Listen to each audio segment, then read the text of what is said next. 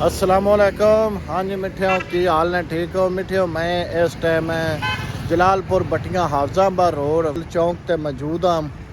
तो मेरे पिछे तुसी लाइटिंग वेंदे पे, ये कोई शादी दी लाइटिंग नहीं, ये जनाब मेरी चौंक नू सजाइंदे पे ने। ते हाले भी जेह्ड़े ना लाइटिंग वाले वो लगे ने। ते वेखो इस चौंक नू कितना इंतहाई खूबसूरती नाल इन्ना सजाया गया लाइटिंग ला के।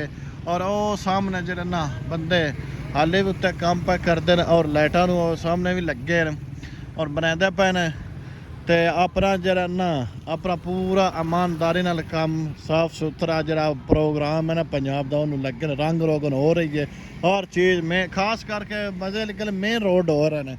और अगर अंदरूने शहर की गल करिए, वो कचरा कुंडी और निकासी आब का जरा ना निज़ाम वो उवें दा कोवें ही है, वो अद्दे कोई ख्याल नहीं। चौंका या अगा पिछा इस तरह इन्ना निज़ाम चलाया ने, पता नहीं होने सजा के ना की लैना है। चलो रंग रोगन या साफ सुथराई करन तो वो तो एक ठीक गल है।